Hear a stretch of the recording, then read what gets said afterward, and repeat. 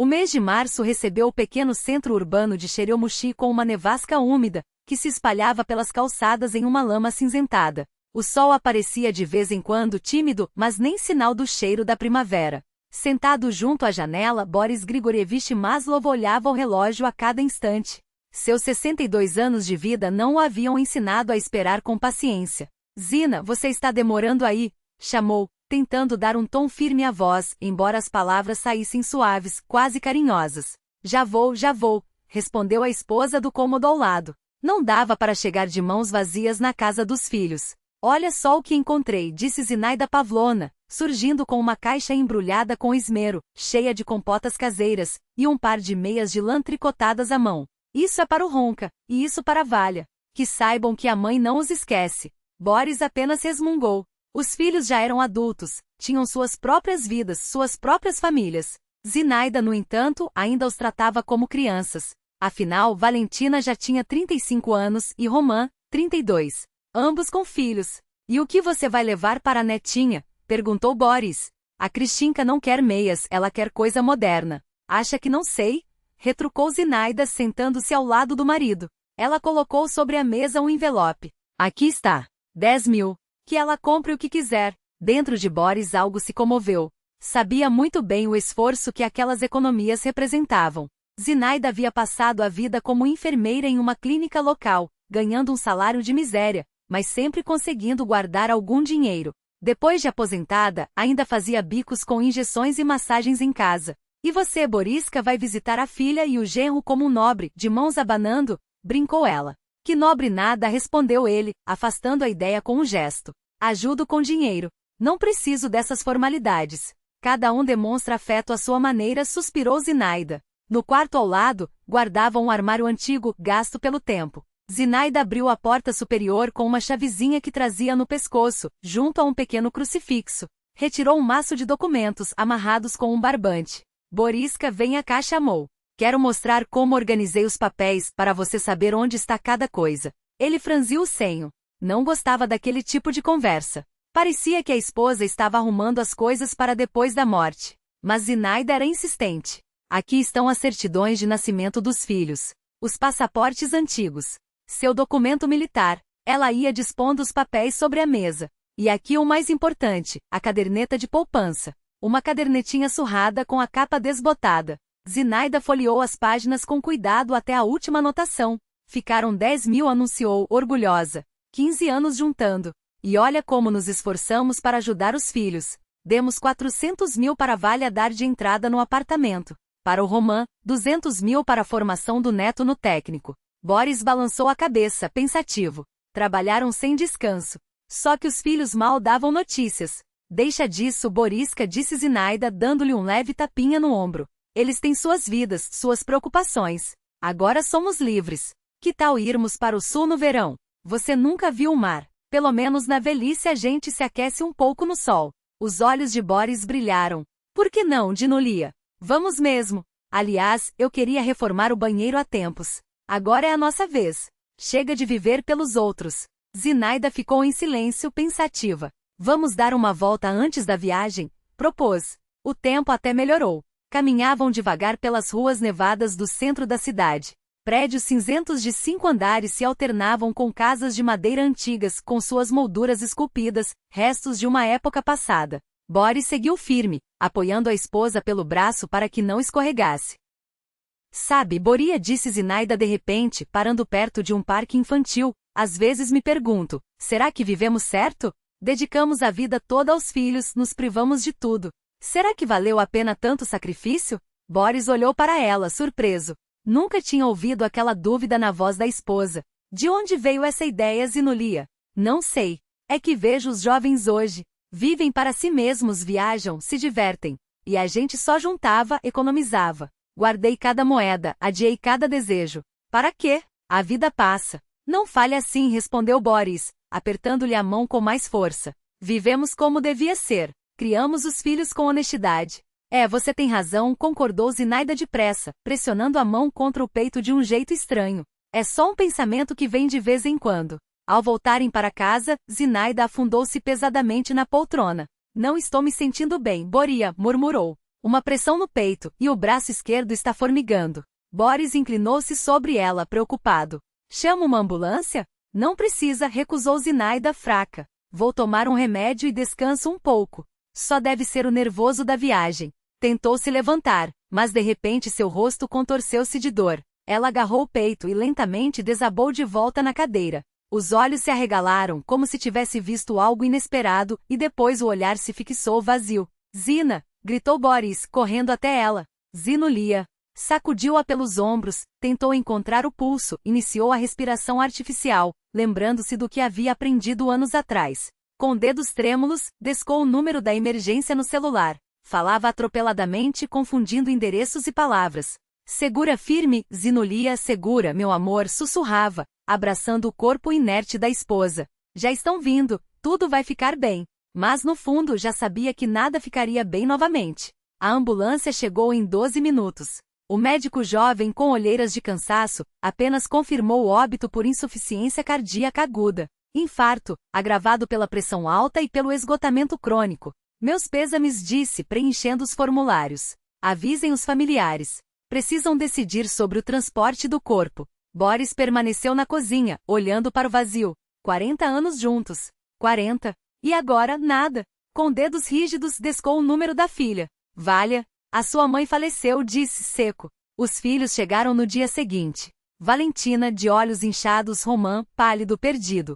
A correria com documentos, a escolha do caixão, os preparativos do velório. Tudo passava por Boris como um sonho distante. Ele observava a cena como se estivesse fora dela. Só no cemitério, quando começaram a fechar a tampa do caixão, a realidade o atingiu com força. Zina nunca mais sorriria para ele, nunca mais perguntaria se estava com fome, nunca mais ajustaria a gola de sua camisa com aquele gesto carinhoso. Nunca mais. Naquela noite, depois do enterro, Valentina entregou ao pai um envelope. Pai, aqui estão 15 mil. Não posso dar mais. Tenho prestações para pagar. Baixou os olhos, culpada. E o Slavik começou a escola.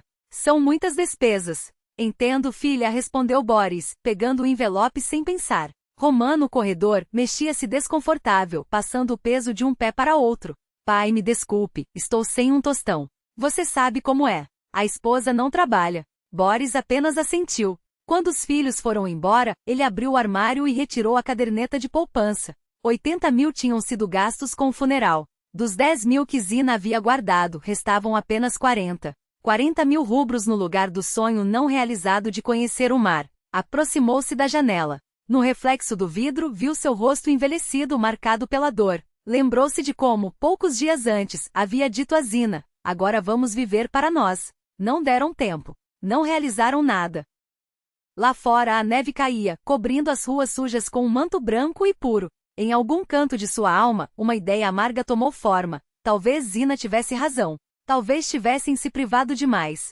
Talvez devessem ter vivido mais o presente. O que poderia ter sido diferente se tivessem vivido mais intensamente cada dia? Agora já não havia como saber. A neve caía mais densa, como se tentasse apagar todas as marcas do passado. Mas a dor da perda era aguda demais para ser coberta pelo esquecimento branco. Boris fechou os olhos. À sua frente, apenas o apartamento vazio e as longas noites solitárias. Uma vida que teria de ser reaprendida do zero.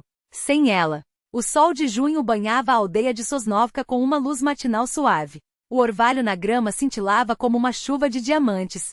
Boris Grigorievich saiu para a varanda de sua casa de campo, esticou os braços e inspirou fundo o aroma intoxicante das flores de lilás. 3 meses haviam se passado, mas ele ainda se virava por hábito, pronto para dizer algo a Zina. E a cada vez o silêncio respondia com um aperto no peito. Na cidade, a vida se tornará insuportável. Cada canto do apartamento gritava a ausência dela.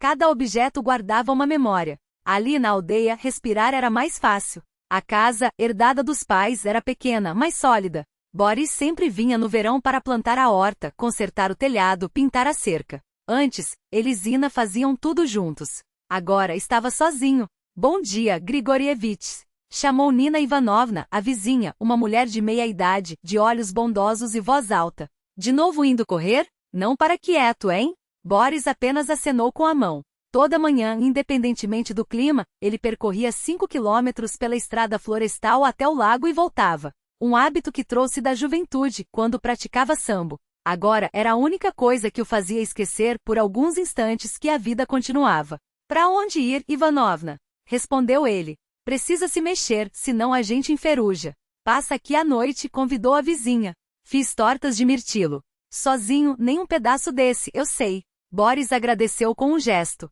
Sem Nina Ivanovna teria se perdido de vez. Ela cozinhava para ele às vezes, contava as novidades e, acima de tudo, ouvia quando a tristeza apertava. A corrida foi boa. A floresta o recebeu com o canto dos pássaros e o ar fresco. Os pensamentos se esclareceram. O corpo ganhou vigor. No caminho de volta, Boris notou o ponto de ônibus na beira da aldeia. Geralmente vazio naquela hora, mas hoje havia 2 pessoas, uma mulher e um adolescente.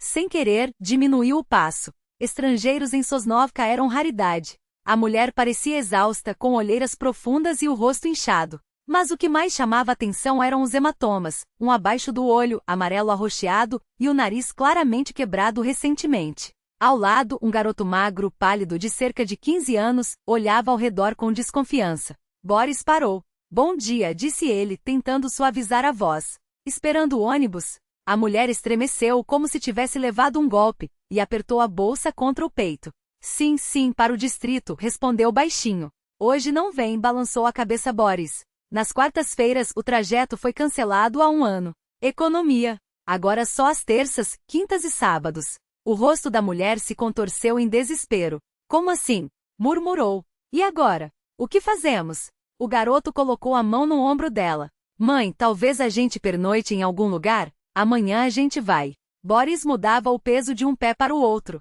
Poderia simplesmente seguir caminho, mas algo deteve. Vocês vieram de longe? Perguntou, embora a resposta fosse óbvia. De Klinovka, respondeu o garoto pela mãe. Fica a 40 quilômetros daqui. E por que vieram para Sosnovka? O que tem aqui? A mulher levantou os olhos para ele. Havia medo neles, mas também uma teimosia resignada. Minha tia mora aqui. Galina Petrovna Semionova. É a única parenta que tenho. Ela hesitou. Fugimos do meu marido. Precisávamos sair urgentemente. Boris assentiu em compreensão.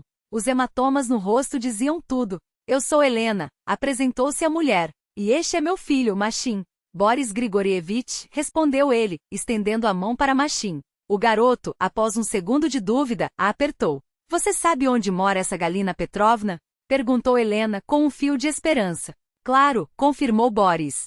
É do outro lado da aldeia, perto do rio. Sigam pela rua principal até o fim, depois virem à direita. Verão uma casa azul com molduras brancas. Obrigada, disse Helena, levantando-se com dificuldade e pegando a bolsa pesada. Deixe-me ajudar, ofereceu Boris, mas ela negou com a cabeça. Não precisa. Nós damos conta. Obrigada pela informação. O dia todo, Boris não conseguiu tirar daquele encontro. A imagem do rosto abatido de Helena e do olhar assustado de Machim não o deixava. Como seria fugir de um marido tirano com apenas uma mala? Para onde iriam amanhã? O que seria deles? À noite a inquietação aumentou. Recusou as tortas de Nina Ivanovna e, sem saber bem por que, dirigiu-se ao ponto de ônibus. A intuição não o enganou. Eles ainda estavam lá. Helena sentava-se abraçada a si mesma, como se tentasse se aquecer, embora a noite estivesse amena. Machim permanecia de pé, chutando nervosamente as pedrinhas. O que aconteceu? Perguntou Boris, aproximando-se. A tia não os recebeu? Helena estremeceu, mas, reconhecendo, relaxou um pouco. Expulsou, respondeu com voz rouca. Disse que não é abrigo, que não vai nos alimentar. Tem um novo companheiro lá, que não quis nem nos ver. E agora? Não sei. Quase não temos dinheiro. Não temos para onde ir. Boris sentiu algo se contorcer dentro de si. Quantas vezes nos últimos 3 meses, ele mesmo havia sentido aquele desespero sem saída, quando tudo parecia perdido? Escutem, disse ele com firmeza. Minha casa é grande, tem espaço. Passam a noite e amanhã a gente vê o que fazer. Helena olhou para ele, assustada. Você está nos oferecendo ficar na sua casa? E o que há de mais? Deu de ombros Boris. Não vão dormir na rua. Tem um quarto de hóspedes. Roupa de cama limpa não falta. Não podemos abusar da sua bondade, murmurou Helena incerta. Podemos, mãe, interrompeu Machim com voz firme. Onde mais a gente vai dormir? Na parada? Boris via a luta interna dela, o medo de um homem estranho e a necessidade desesperada de um teto para o filho. Não vou machucar vocês, acrescentou ele, baixinho. Palavra. Machim pegou a bolsa com determinação. Obrigado. Somos muito gratos. No caminho até a casa conversaram. Boris soube que Helena era bibliotecária, mas teve de pedir demissão. As marcas no rosto apareciam com frequência demais. O diretor não aguentou e pediu que ela saísse por vontade própria. Machin, no 9º ano, era um bom aluno, mas também faltava às aulas quando precisava esconder os vestígios da educação do pai. A gente aguentou por muito tempo, contou Helena, enquanto se aproximavam da casa de Boris. Dima não era sempre assim. No começo bebia só nos fins de semana. Depois foi ficando mais frequente. Perdeu o emprego, ficou amargo. E quando bateu em Machin pela primeira vez? Ela engoliu em seco. Entendi que tinha de fugir. Juntei os documentos, algumas roupas e saímos quando ele estava bêbado, inconsciente. Fizeram certo, concordou Boris, abrindo o portão. Não dá para aturar uma coisa dessas. Sua casa os recebeu com frescor e silêncio. Não era luxuosa, mas acolhedora. Cortinas limpas nas janelas, móveis antigos porém resistentes. Nas paredes, fotos emolduradas. Fiquem à vontade, disse Boris, indicando o quarto de hóspedes. Vou preparar o jantar. Deixe-me ajudar, ofereceu Helena imediatamente. É o mínimo que posso fazer.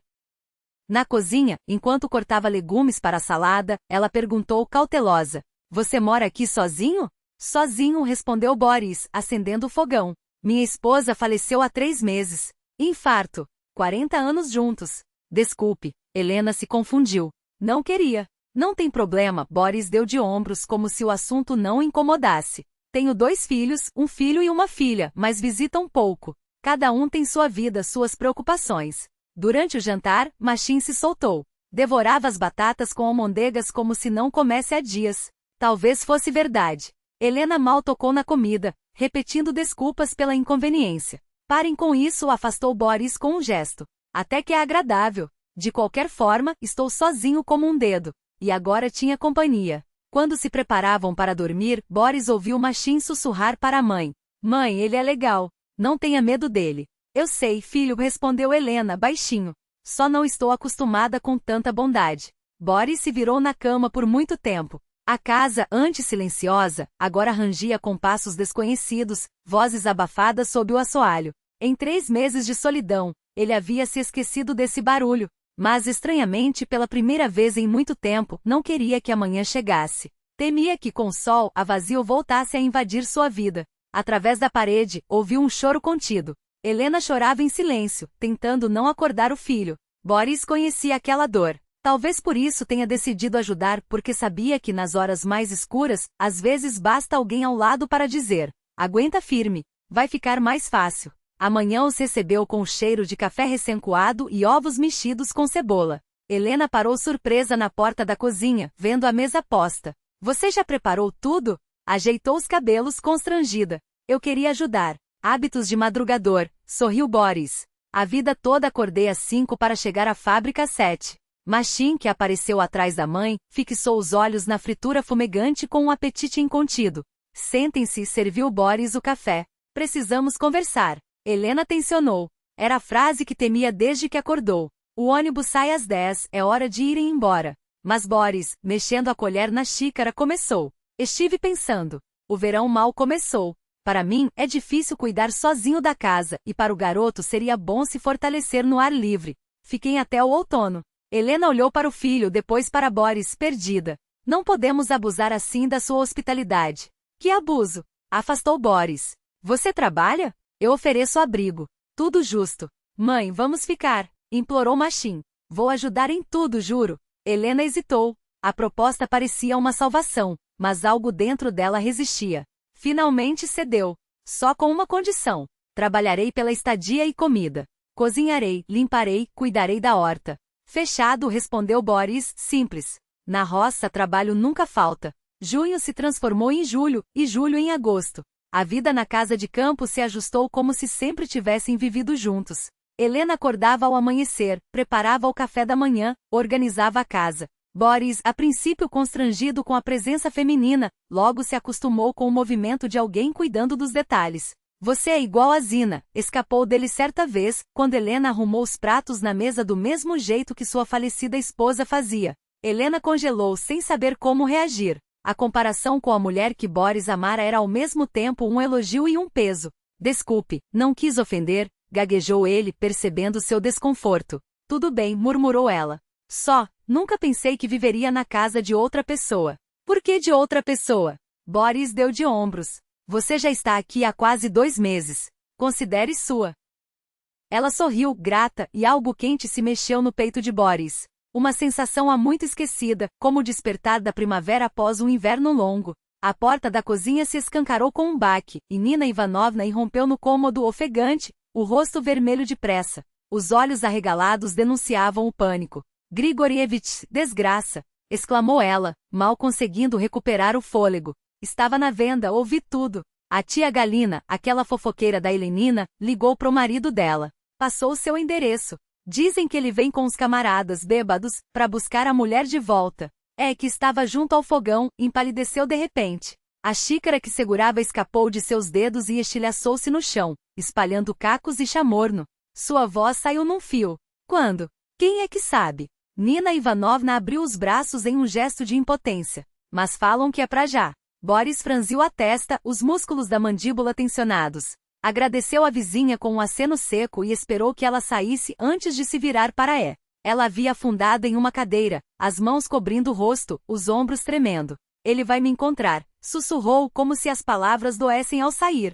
Sempre me encontra. Não vai, cortou Boris, firme. E se encontrar, eu estou aqui. Ergueu os olhos úmidos, a voz trêmula. Você não conhece o Dima. Ela engoliu em seco. Se me achar, vai me matar. E a você também por se meter. Boris pousou a mão em seu ombro, sentindo os ossos finos sob os dedos. Não é a primeira vez que lido com bêbados como ele, disse sem sombra de dúvida. Você e Maxim ficam aqui. Não saiam de casa. Eu resolvo isso.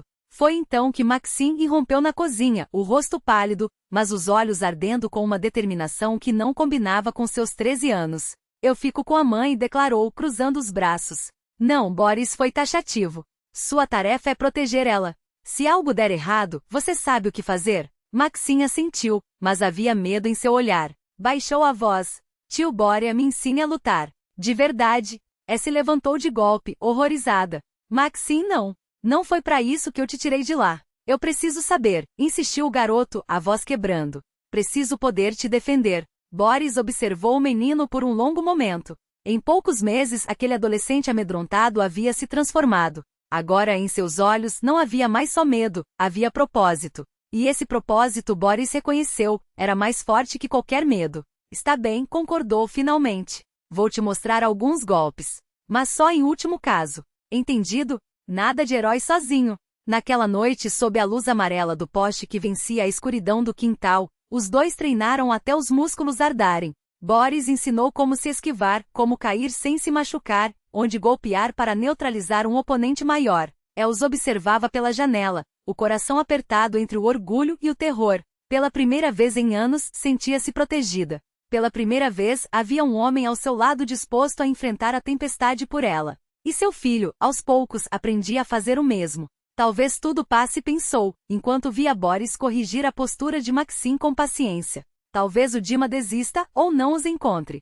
Mas no fundo, ela sabia. A tempestade não estava apenas no horizonte, estava chegando. E quando os faróis de um carro velho e rangente cortaram a noite de sexta-feira, iluminando a cerca de madeira da casa, soube que a hora havia chegado. Boris já estava no alpendre, imóvel como uma sombra, quando a velha Niva parou com um solavanco diante do portão. O motor tossiu e calou. Portas se abriram com estrondo. 3 silhuetas desceram, cambaleando levemente os passos pesados no cascalho. Ei, dono da casa! Gritou uma voz arrastada, rouca de álcool. O mais alto dos 3, cabeça raspada, deu um passo à frente. Sai pra fora que a gente precisa conversar. Boris se levantou devagar, os sentidos aguçados. Atrás dele, a cortina da janela se mexeu. Observava, as unhas cravadas nas palmas das mãos. Ele fez um gesto discreto, afaste-se da janela, antes de responder. O que vocês querem? Minha mulher, cuspiu o homem avançando. O cheiro de vodka chegava antes dele. Sei que tá escondida aí, seu velho raposo. Então esse é o tal Dmitri, pensou Boris, analisando com frio profissionalismo. 40 anos, corpo robusto de quem trabalha com as mãos, olhos injetados de ódio e álcool. Os outros 2 ficaram para trás, um mais velho, barrigudo, o outro um garoto mal encarado, não devia ter mais que 20 anos. Ninguém roubou sua mulher, Boris falou calmo. Ela veio sozinha. E vai ficar. Dmitri cuspiu no chão, os lábios se retorcendo. Bonzinho apareceu, hein? Roubou minha mulher, achou que eu não ia descobrir? Ele riu, um som gutural. Vamos embora, Lenka! Berrou virando-se para casa. Tá na hora de voltar para casa. Ninguém respondeu. A luz da cozinha se apagou. Viu? Boris deu de ombros. Ela não quer ir, vai embora antes que a coisa feie. Dmitri praguejou baixo e sujo. Depois se virou para os companheiros. Ouviu, compadre? Aqui não tão gostando da gente. Seu sorriso era uma faca. Talvez a gente precise explicar pro vovô como se fala com as pessoas. Os outros dois riram, avançando. Boris tenso, calculando ângulos. 3 contra 1. Todos bêbados. Movimentos lentos, descoordenados. Mas o ódio deles era real e perigoso. Última chance, avisou, deslocando-se levemente para ganhar espaço. Vão embora. Dmitri não esperou. Com um urro, arremessou-se para frente, o punho cerrado mirando o rosto de Boris. O golpe era telegrafado, desajeitado. Boris esquivou-se com um movimento fluido, agarrou o braço estendido e, usando o próprio ímpeto do adversário, arremessou-o contra a cerca de madeira. Dmitri colidiu com os ripados com um baque surdo. Os outros dois atacaram ao mesmo tempo. O mais jovem tentou um chute, mas Boris bloqueou a perna e empurrou-o contra o companheiro. Ambos caíram no chão xingando. Dmitri se levantou, cambaleando, o sangue escorrendo de um corte na testa. Vou te matar, velho! Rosnou partindo para cima novamente. Dessa vez Boris não poupou esforços. Um golpe preciso no plexo solar, seguido de uma rasteira. Dmitri desabou de costas ofegante, os olhos arregalados. Os outros dois tentaram se reerguer, mas seus ataques eram desorganizados, sem técnica. Boris, apesar dos anos, movia-se com precisão, cada passo calculado, cada golpe econômico. Os reflexos afiados no sambo da juventude não o haviam abandonado. Em menos de 1 minuto, os 3 estavam no chão gemendo, tentando recuperar o fôlego. O que está acontecendo aqui? A voz feminina cortou a noite. Nina Ivanovna estava junto ao portão, o celular na mão.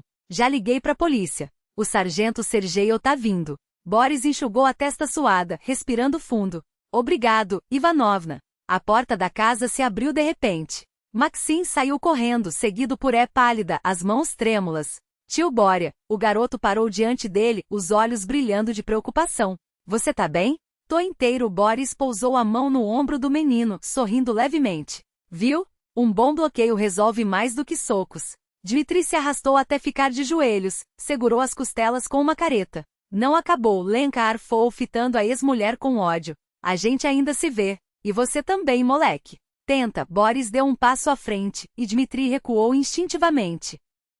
O sargento Sergeyev, um jovem tenente de rosto cansado, chegou 15 minutos depois. Metade da aldeia já estava reunida em frente à casa, murmurando. O policial suspirou, tirando o bloco de notas. Bom, cidadãos, disse exausto. Alguém vai me explicar essa bagunça? Levou 1 hora para registrar tudo. Dmitri e seus comparsas, sóbrios de repente diante da farda, respondiam com monossílabos grossos. Com voz trêmula contou sobre as agressões, as ameaças, a noite em que foram expulsos de casa. O tenente anotou tudo, fechando o caderno com um estalo. Então está assim, cidadão Krylov resumiu. Vou autuar por perturbação da ordem.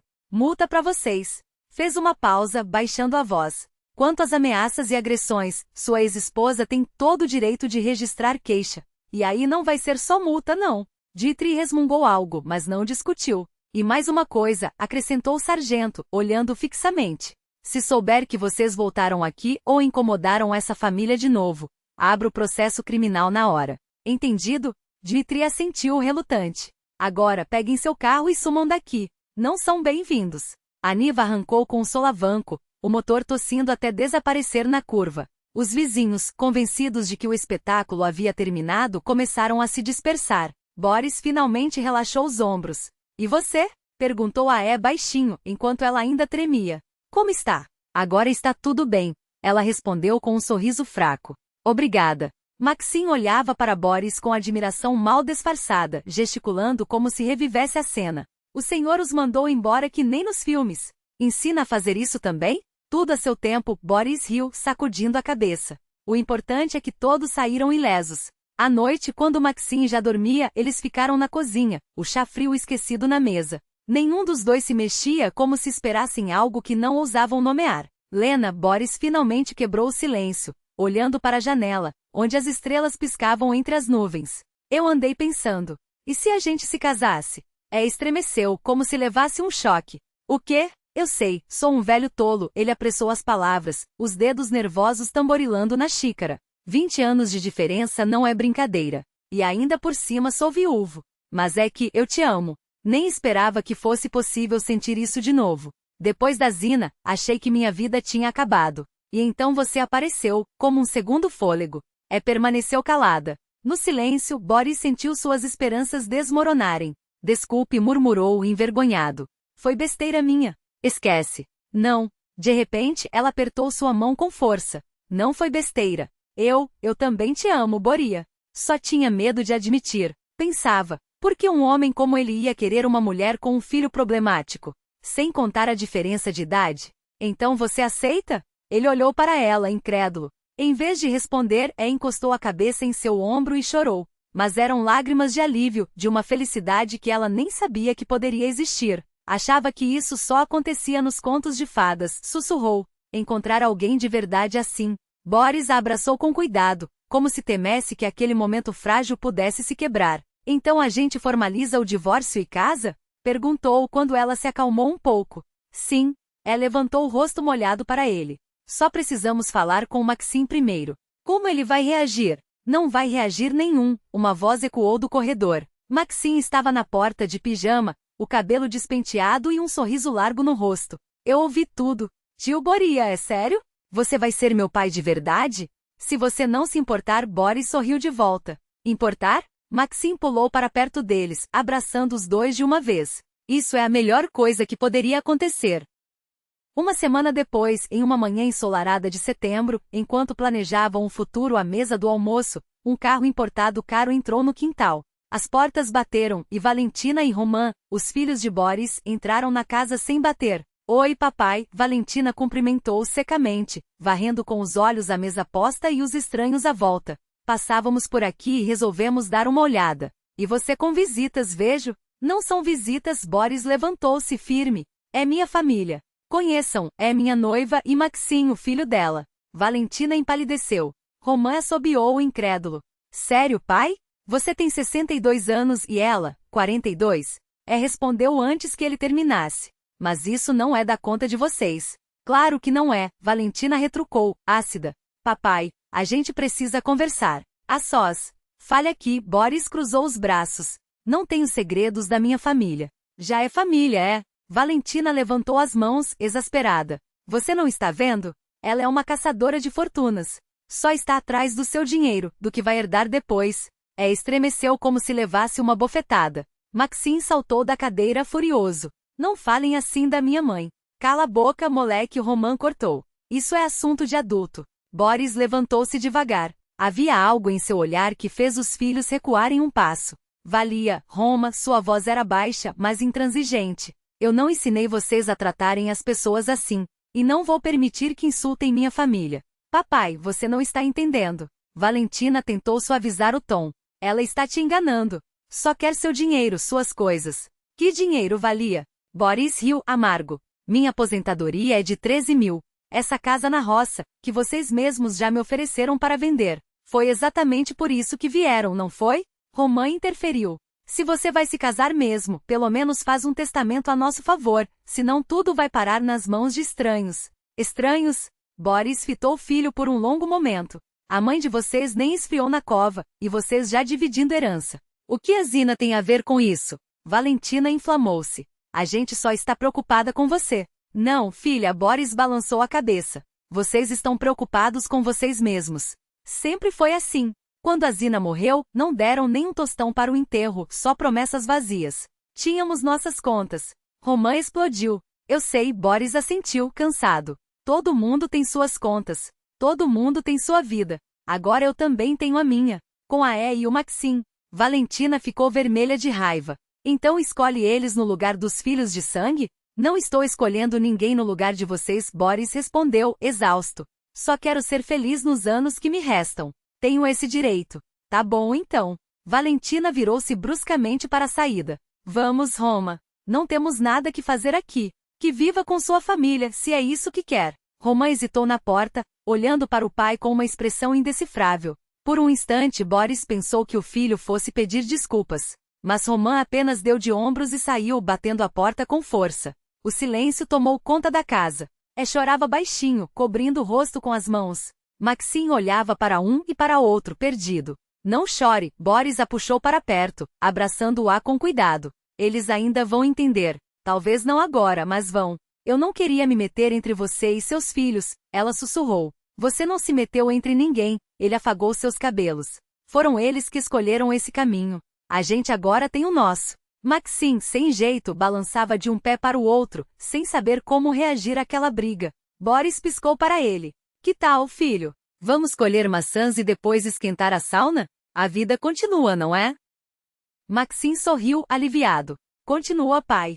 Próxima cena, o divórcio no tribunal. A cerimônia de casamento aconteceu em dezembro no pequeno cartório rural, simples e acolhedor como uma reunião de família. Helena vestia um vestido claro, azul pálido sem ostentação, mas que realçava sua serenidade. Boris usava seu único terno, um pouco largo demais, pois havia emagrecido no último ano, mas bem passado e digno. Os anéis escolheram juntos, modestos no valor, porém bonitos no detalhe, como tudo naquela união. Declaro vocês marido e mulher, anunciou a registradora com voz solene. Era uma mulher de rosto redondo e olhos bondosos, que parecia acreditar em cada palavra que dizia. O conselho que dou é um só, amor. Maxim, que assistia ao lado, foi o primeiro a abraçá-los, emocionado. Parabéns! Agora somos uma família de verdade. Os vizinhos prepararam um banquete no clube da vila. Nina Ivanovna, com seu jeito materno, não mediu esforços. Assou tortas de vários sabores, fritou almôndegas crocantes e fez saladas coloridas que encheram a mesa. A saúde dos pombinhos! Brindou o velho Stepan, extratorista, erguerá seu copo. Que vivam em harmonia, que o pesar nunca bata à sua porta. Valentina e Roman não vieram. Não ligaram, não mandaram nenhum cartão. Boris tentou disfarçar, mas Helena viu a sombra que passou por seu rosto. Eles vão entender, sussurrou ela, apertando sua mão. O tempo coloca cada coisa em seu lugar. Eu sei, respondeu ele, com um sorriso triste. O importante é que você está aqui. O inverno aquele ano foi de neve farta, mas suave. Boris e Maxim isolaram as paredes da casa, cortaram lenha e limpavam os caminhos cobertos de branco. Helena cuidava do lar, trabalhava na biblioteca e às noites, lia em voz alta. Ora os clássicos, ora romances modernos, enquanto a família se reunia em torno do fogo. Pai, olha o que eu encontrei, anunciou Maxim certo dia, já acostumado a chamar Boris assim. Cada vez que ouvia aquele termo, o coração do homem se enchia de uma alegria quieta. Desta vez, o garoto arrastava umas velhas trenós de madeira descobertas no sótão. São os meus, de quando eu era criança, lembrou Boris, passando os dedos pela madeira desgastada. Vamos consertá-los e ficarão como novos. Juntos lixaram as tábuas, pregaram reforços, pintaram de vermelho vivo. E até o fim do inverno, os três, Boris, Helena e Maxim, desciam a colina perto do rio, rindo como crianças, enquanto o vento gelado açoitava seus rostos corados. Neste verão vamos ao mar, sonhava Boris, olhando o horizonte. A Zina sempre quis ir, mas nunca deu tempo. Desta vez iremos, confirmava Helena, apertando sua mão. Todos juntos. Mas março trouxe uma notícia que congelou a alegria da família. Na casa da tia de Helena, Galina Petrovna, um incêndio havia destruído tudo. A fiação antiga, sobrecarregada pelos aquecedores, pegou fogo durante a noite. Galina Petrovna e sua filha Svetlana não conseguiram sair, contou Nina Ivanovna, ofegante, ao chegar com a triste nova. Só a netinha, Polina, sobreviveu.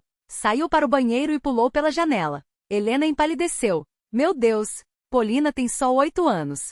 O que será dela agora? Está no hospital do distrito, com queimaduras leves, mas em choque. E depois? Um orfanato, provavelmente. Não tem mais ninguém. Os olhos de Boris e Helena se encontraram. Sem precisar de palavras, souberam. Tem sim, disse ela firme. Sou sua tia, prima da mãe. Não é sangue próximo, mas é família. No dia seguinte foram ao hospital. Polina estava deitada na cama infantil, pequena e frágil, com os braços enfaixados e olhos arregalados de medo. Tia Lena, murmurou incerta ao vê-la. Sou eu, querida. Helena ajoelhou-se ao lado da cama e a abraçou com cuidado. Lembra de mim? Nós visitamos vocês no verão passado. A menina assentiu, mas seu olhar saltou para Boris, desconfiado. E ele? É o Boris Grigorievich, meu marido, explicou Helena com voz suave. Queremos levá-la para casa, Polinoca. Se você quiser. Polina os observou em silêncio, pesando a oferta com a prudência de quem já conhecia a crueldade do mundo. Nós temos uma casa grande, acrescentou Boris. E o Maxim vai adorar ter uma irmãzinha. A menina baixou os olhos e sua voz saiu num fio. Vocês não vão me devolver depois? Minha avó dizia que eu era um estorvo. O coração de Helena doeu. Sabia que a irmã de sua mãe era uma mulher difícil, pouco afetuosa com crianças. Nunca, respondeu Boris com uma convicção que não deixava espaço para dúvidas. Você ficará conosco pelo tempo que quiser. Prometo. Uma mãozinha trêmula deslizou para a palma calejada de Boris. Foi tudo o que precisaram ouvir. Então eu aceito. A propriedade de Boris e Helena afundava em um mar branco de flores de macieira. As abelhas laboriosas zumbiam de flor em flor, enquanto estorninhos recém-chegados do sul animavam o novo ninhal que Boris e Maxim haviam construído ainda em fevereiro. Um ano exato havia se passado desde aquele encontro casual na parada de ônibus. Apenas um ano, e quantas coisas haviam mudado. Boris parou na varanda da casa reformada, admirando tudo aquilo que agora era seu. O segundo andar, concluído no verão passado, parecia sempre ter feito parte da paisagem. O telhado novo brilhava sob o sol. À frente, canteiros bem cuidados já mostravam os primeiros brotos verdes. Boria, vem comer, chamou Helena pela janela da cozinha. O almoço está esfriando. Em volta da mesa a família se reunia completa. Maxim, agora com 16 anos, mais alto e com os ombros largos, contava animado sobre o campeonato regional de samba em que havia ficado em segundo lugar. O treinador disse que se eu continuar assim, posso ir para as Olimpíadas Estaduais, anunciou, servindo-se de mais uma porção de sopa. Só não deixe os estudos de lado, lembrou Boris sério. Esporte é importante, mas o diploma ninguém tira de você. Ah, pai, para com isso, riu Maxim. Você sabe que tiros são notas altas. Era verdade. O garoto, antes tímido e inseguro, havia se tornado um dos melhores alunos da escola. Os professores não cansavam de elogiá-lo. Eu também tirei 5 em leitura hoje, disse Polina, sentada ao lado de Helena. A menina havia crescido naquele ano, mas mantinha a mesma doçura e dedicação. Contei o poema melhor que todo mundo. Minha esperta, Helena afagou seus cabelos. Depois da janta, a gente lê aquele livro novo que você gostou, quer? Polina assentiu radiante. Adorava as noites em que a família se reunia na sala e Helena lia em voz alta. Ora contos de fadas, ora aventuras emocionantes.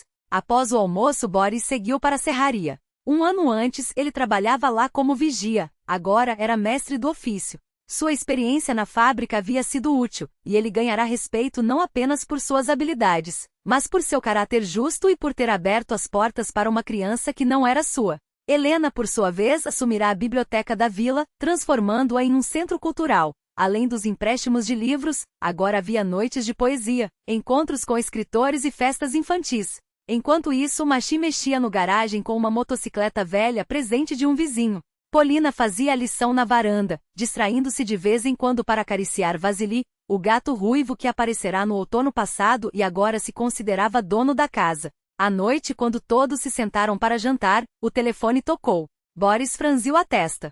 Ligações naquela hora raramente traziam boas notícias. Alô? Atendeu desconfiado.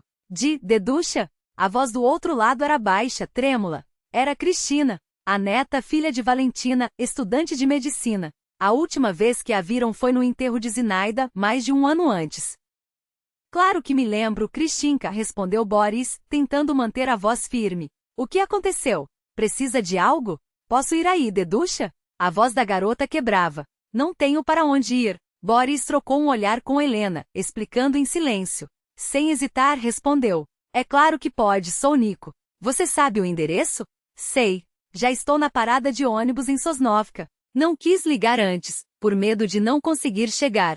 Boris não perdeu tempo. Encontrou-a no mesmo banco onde, um ano antes, conhecera Helena e Maxim. Cristina estava sentada, magra, pálida, os olhos inchados de choro e uma mala grande aos pés. Kristinka. Ele a abraçou, desajeitado. O que foi que aconteceu? Não aguento mais ficar em casa, soluçou ela. Briguei feio com a mamãe. Muito feio.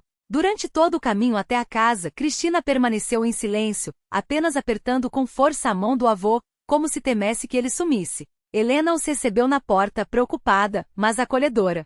Entre, querida, disse suave. Deve estar com fome depois da viagem. Jante conosco e depois a gente conversa. À mesa, a garota começou a se soltar. Observava Helena, Machim e Polina com curiosidade, respondendo às perguntas cuidadosas. Estou no 3º ano de medicina, contou. Ou estava. Agora me transferi para um curso técnico de enfermagem no distrito. Vou ser enfermeira. Mas por quê? Surpreendeu-se Boris. Você sempre quis ser médica, como sua avó sonhava. Cristina baixou os olhos. É uma longa história. Quando o jantar terminou, Polina foi dormir, e Machim se retirou discretamente para seu quarto. Ficaram só Boris, Helena e Cristina. Agora nos conte, pediu Boris com calma. O que aconteceu entre você e sua mãe? Os nós dos dedos de Cristina ficaram brancos de tão apertados. Descobri a verdade, deducha. Encontrei uns comprovantes antigos, extratos da conta dela. Sua voz tremia. Mamãe mentiu para o senhor todos esses anos. Metade do dinheiro que o senhor nos mandava para a gente viver, para meus estudos, ela gastava consigo mesma. Boris cerrou os maxilares. Como assim consigo mesma? Comprava maquiagem cara, roupas, viajava para o exterior. As palavras saíam apressadas, como se ela temesse ser interrompida. E dizia ao senhor que tudo ia para comida, para aulas particulares para mim. Lembra quando a vovó morreu e o senhor deu dinheiro para o funeral? 15.000 rublos? Sabe onde foram parar? Num celular novo. E ela me disse que o senhor não tinha dado nada. Helena levou a mão à boca, abalada. Boris permaneceu imóvel, como se esculpido em pedra. Quando confrontei ela com os comprovantes, continuou Cristina. Primeiro ela negou. Depois ficou furiosa. Gritou que eu não devia me meter onde não era chamada. E então, sua voz falhou. Disse que o senhor logo ia morrer e que, de qualquer jeito, a herança toda seria dela. Então por que não pegar uma parte agora? Boris fechou os olhos. Doía ouvir aquilo sobre a própria filha. Mas, no fundo, não se surpreendeu. Sempre soube que Valentina tinha um fraco por dinheiro. E o que você decidiu? Perguntou, após um silêncio. Disse a ela que não quero ser como ela. Os olhos de Cristina encheram-se de lágrimas. Que a vovó Zina ficaria decepcionada, que prefiro ser enfermeira e ajudar as pessoas a me aproveitar delas. Helena estendeu a mão e cobriu a de Cristina com a sua. Você fez a coisa certa, Deca. Deducha, Cristina olhou suplicante para Boris. Posso ficar aqui um tempo? Só até arrumar um trabalho, um lugar para morar. Vou ajudar em casa, cozinhar, limpar. Bobagem. Boris puxou a neta para perto. Esta sempre foi e sempre será sua casa. Bem-vinda. A manhã seguinte amanheceu clara e morna. A família se reuniu em torno da mesa grande no jardim. Boris insistira que com aquele tempo, era pecado tomar café dentro de casa. Helena servia chá, Machim devorava panquecas com geleia, e Polina mostrava a Cristina sua boneca nova. Agora somos uma família de verdade? Perguntou Polina, olhando para todos. Boris refletiu por um instante. Sabe, Malika, família não é só questão de sangue, disse por fim. Família são aqueles que estão ao seu lado nas horas difíceis, que se apoiam em quem você confia. Então sim, somos uma família de verdade. Depois do café, todos foram juntos para a horta. Boris, com as mãos na terra, sorriu ao ver Machim ensinando Cristina a podar as roseiras, enquanto Polina corria atrás de Vasily, que fugia com um novelinho de cenoura na boca. Helena observava a cena, os olhos brilhando. A vida, pensou Boris, tinha um jeito engraçado de consertar o que estava quebrado. Às vezes bastava apenas abrir a porta. Machim e Boris cavavam os canteiros com cuidado, enquanto Helena e Cristina plantavam batatas, enterrando cada tubérculo com a mesma atenção que se dedicaria a um gesto de carinho. Polina, com a mangueira na mão, regava as mudas já plantadas, o jato de água formando pequenos arcos que cintilavam ao sol. O riso das crianças ecoava pelo jardim, misturando-se ao canto dos pássaros e ao farfalhar das folhas. Boris endireitou as costas apoiando-se na pá, e observou sua família. Por um instante, o tempo pareceu suspender-se. Entre as sombras das árvores ele julgou ver Zina, sentada no banco debaixo da macieira, sorrindo para ele como faziam nos domingos de outono. Desculpe por não ter tido tempo de te fazer mais feliz, pensou, dirigindo-se a ela em silêncio. Não demos a nós mesmos a chance de viver só para nós, de viajar para o mar, de reformar a casa como sonhávamos. Mas agora entendo, a vida não para. E a felicidade pode chegar quando menos esperamos, até mesmo quando achamos que já não há espaço para ela. Helena, como se pressentisse seus pensamentos, aproximou-se e o abraçou por trás, encostando a cabeça em suas costas. Em que está pensando? Perguntou baixinho. Boris apertou os braços dela contra si, demorando-se um pouco antes de responder. Assim, na estranha maneira como as coisas se ajeitam. Há um ano, eu estava sozinho. Completamente sozinho. E hoje? Sua voz embargou por um segundo. Obrigado, murmurou Helena, por nos dar um lar, por nos dar uma família, por acreditar em nós quando ninguém mais acreditava. Boris balançou a cabeça, emocionado. Sem vocês eu teria murchado por dentro, endurecido como terra sem chuva. Mas agora tenho por quem viver. Seus olhos passearam pela cena, Polina, absorta em regar cada broto como se fosse uma missão sagrada. Machim, mostrando a Cristina como segurar a pá no ângulo certo, com paciência de quem ensina não apenas uma técnica, mas um legado. Ali estavam as coisas que realmente importavam, não o dinheiro acumulado, não os bens materiais, mas aquelas pessoas, aquele vínculo tecido com fios de confiança, afeto e tempo compartilhado. O sol da primavera aquecia cada vez mais, derramando uma luz dourada sobre o jardim. O ar vibrava com o alvoroço dos pássaros e as gargalhadas das crianças, e Boris sentiu, finalmente, algo se desprender de seu peito, um peso antigo, uma culpa que o acompanhava como uma sombra. Não se culpava mais por não ter dado a Zina todos os dias felizes que ela merecia, nem por ter errado no passado. Tudo havia se encadeado exatamente como devia. O círculo se fechará. A vida que parecia ter se rompido um ano antes, agora respirava de novo. E esse segundo fôlego, às vezes, é mais forte que o primeiro. Nele cabia um amor suficiente para preencher várias existências, esperança suficiente para iluminar os caminhos mais incertos. Era uma segunda chance não para apagar o passado, mas para honrá-lo, vivendo com intensidade o presente que, contra todas as expectativas, se revelara tão cheio de graça.